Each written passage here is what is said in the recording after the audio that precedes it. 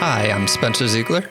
I'm Serena Halstead. Hi, and I'm Mellisa Smith, and welcome to Data Lit Podcast. So in this, our second season, we're looking to address topics that are related to data literacy, the use of rubrics, and ways of improving grading practices. And we're always looking to introduce our audiences to various educational experts in the field. And so to that end, we have the honor and pleasure to have Rick Wormeli with us on the Data Lit Podcast. Rick, say hello to our audience. Hello, audience. Glad to be here. So Rick is an experienced classroom and building educator who has written many professional articles and educational books, such as The Day One and Beyond Practical Matters for New Middle Level Teachers. I promise you, if you're not a new middle school teacher, this is still a good book for you. Summarization in Any Subject. And then my all-time favorite, Fair Isn't Always Equal, Assessment and Grading Practices in the Differentiated Classroom. He has over 38 years in teaching math, science, English, phys ed, health, history, and also experienced coaching teachers and principals. Rick was among the first group of national board certified teachers in America and continues to bring innovation, energy, and validity to his writing presentations and his instructional practices, with a focus on topics such as assessment, feedback and grading, differentiated instruction, leadership, literacy, teacher-student relationships, racism, and creativity. Spencer, Serena, and I have all read Rick's book, Fair Isn't Always Equal. And so our questions are based on wanderings we have had after reading his book, as well as questions we have had around grading during our time in and out of the classroom. So to get us started, I'll start with the first question. Rick, what should be the primary purpose for grades? Oh, all of us agree. Even people who are a little hesitant about some of the different grading formats, everybody agrees that grades are a form of communication. So they're absolute, accurate portrayals of student evidence presented as of one calendar date. So that means anything that would distort that, we don't do. And anything that would add to the clarity, the transparency, the accuracy of the grade, we do more of that. So I want parents to know the degree to which a child understands subject predicate, or the dual nature of light as both particle and wave, or a theme in an essay, not just have some general number and they can't really interpret it. So its ultimate purpose is communication of student proficiency against standards at every turn. Thank you so much for that, Rick. So you touch on that transparency. And so another question I have for you is, we know that it's important for teachers to have transparent and consistent grading policy. But what should that grading policy look like? What topics should be included? Yeah, well, that's a huge issue. And that might be one of the fundamental trouble spots in assessment and grading, is that consistency and that transparency. Because what that really requires is teachers to sit down and reveal what they consider completely essential and important versus secondary to that, and maybe even a third level. So we have to identify what are the greatest indicators of our discipline for this year, and how does our assessment instrument report that validly, accurately. It actually reports what we claim, which means we have to calibrate the evidence with one another. So first step is we have to identify the standards and agree upon them for any subject, any grade level.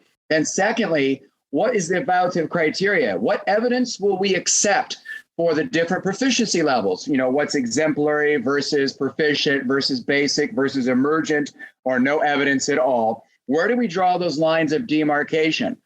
Then we have to design assessment instruments that accurately portray that, or at least allow a student to the capacity to accurately portray it. Many times we design tests without a lot of assessment literacy, and we think we're assessing one thing, but really assessing another. Then the next element or filter is that we have to make sure there's nothing added to the grade that is not indicative or reporting that evidence. So timely adherence to deadlines. Did the classwork along the way? Had a nice, neat notebook, brought in canned food for the canned food drive. Those kinds of things are not indicative of evidence. And we are truly evidentiary.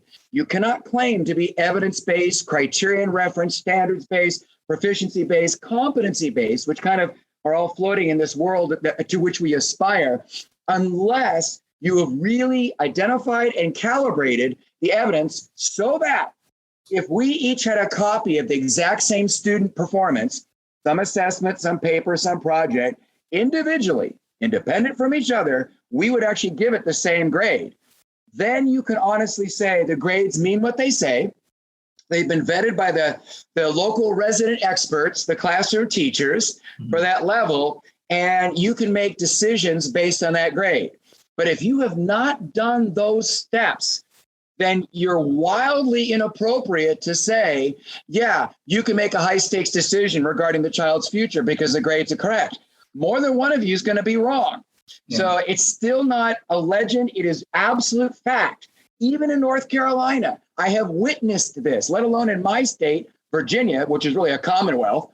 But the idea that a child could learn this amount, and that's an A or a 4.0, but to some of the teacher, that amount of learning, that style, that's only a B or a C or a 3 or a 2. And then you can't claim the consistency, which really ultimately is about teacher ethics and integrity. Our actions match our beliefs.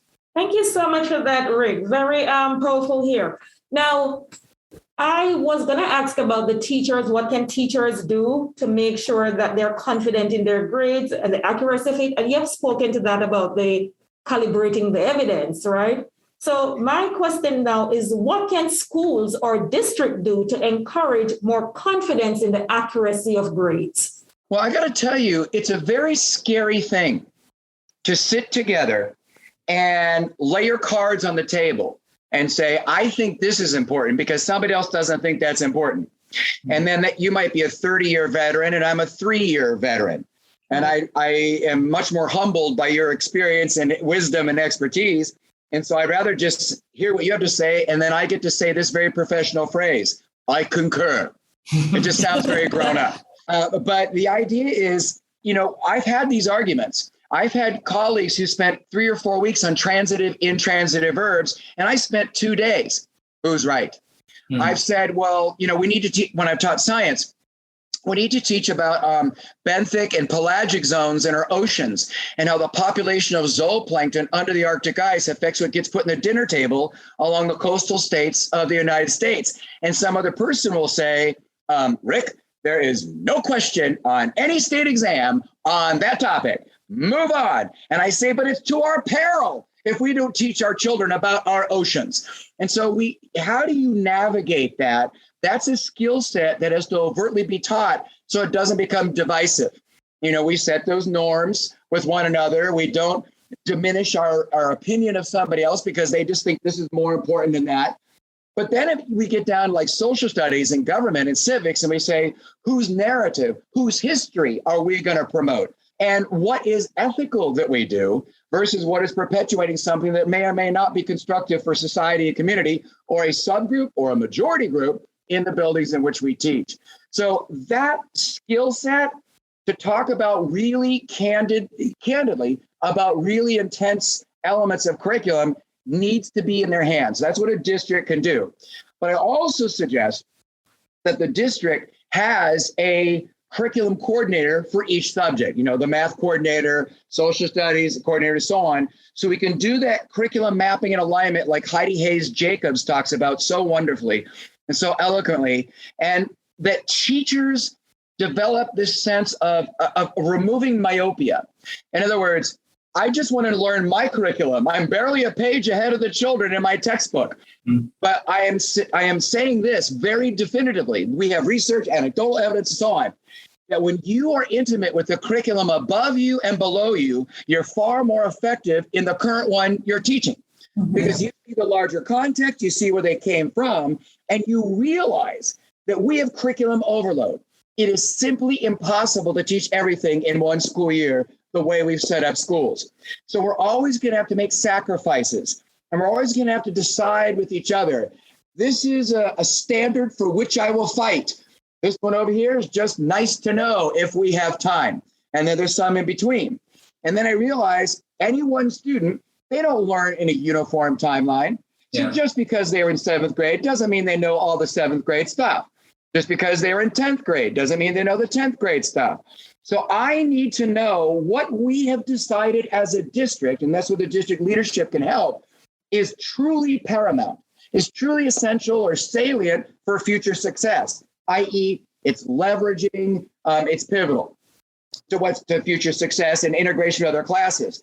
And then if I have a student who really doesn't know that from the previous year, I need to weave it in. I also need to prime them for what's to come. And when you have that knowledge, you have a pedagogical, instructional, and assessment dexterity and agility that otherwise would elude you if you were myopic and focused only on the 1 year's worth of curriculum. So the other part of that is that you have to do your, put on your adult pants, so to speak, and make the big decisions. Hey, when we're short of time and resources, where should we spend our scarce resource, energy, and time? And it should be on these standards. And if you don't have the bigger picture of the levels above and below you, then that will escape you as well. And you won't know that. And it'll be just, throwing stuff against the wall, hoping something will stick. And basically, you're conducting your whole teacher career as that doctor's oath, first, do no harm. That's a very low bar. First, don't harm the kids. Oh, no. We're not just surviving, we are thriving. So I need to really make this complex, individualized to the degree I can, and really meaningfully resonant for the students. I can't do that unless I have that curriculum and assessment dexterity. Does that help? Yes. So, Rick, you talk about the sense of a district or a teacher or a classroom being myopic. And I want to understand, it must be scary for a district to try not to be that way when we have all of these accountability measures that we're being held to. And so, standardized testing is up there. How do you, in your experience, how do you help a district try to take that stand when they're being held accountable to state standards, there's testing and stuff? How do they not put on, how do you help them put on their big boy pants or the adult pants and try to do something which sounds pretty risky, really? Yeah. Well, you really can't. Next question. No. I'm kidding. You remember, standardized tests they're not bad at all. It's how the data is used from it, punitively or diagnostically, right, or instructively. It is really the big difference. The other thought about standardized tests is most of the test authors, so ETS, Pearson, College Board, and so on, that design and author many of the state and international exams and nationwide exams that we use, they're the first ones to tell you that they're never meant to be a sole diagnostic about a teacher or a school district. They're always used, those scores, in conjunction with. So we've got a couple of issues. One is we don't always get timely results. And if the results are timely, the teacher can use it to inform next steps in instructional design. That's great. But if they're coming, back, the results are coming back in the summer, what we're seeing there is politically motivated, not pedagogically correct. And so what you're really asking me is, how do we wade through political waters that are policies mandated by those who are untrained in assessment and pedagogy? And that's a difficult thing. We have to run interference so teachers can do their jobs, so to speak. So what we need to see is that standardized test scores are meant to be diagnostic and inform schools. Okay, where do you need to go next? Where do you put that time? And if please, we can disaggregate to see if there's some subgroups or major groups that are not being served well. We can do that. But remember, so much of those are also norm referenced. And in the classroom, we are criterion referenced. Yeah. So I don't need to know how Eddie is doing in relation to classmates so much as, can Eddie multiply fractions and mixed numbers and so on. So I would want teachers, and I want the district to emphasize, be criterion reference, not norm reference, which is what a standardized test would be. And that's something that a district can help teachers kind of navigate as they go through their day in and day out lesson planning. This was just part one of what turned out to be a 3-part interview with Rick Wormeli. Now that we have you hooked, join us for part 2 when we continue our grading conversation and touch on topics such as grading and motivation, as well as why it is important to give students second chances. Remember to subscribe to our Data Lit podcast so you can get alerts when new episodes are available, or visit our website, www.wcpss.net/datalit, to listen to this and any of our episodes from Season 1. Music for this grading series is provided by Cary High School student Logan Foster. Thank you for listening, and see you soon.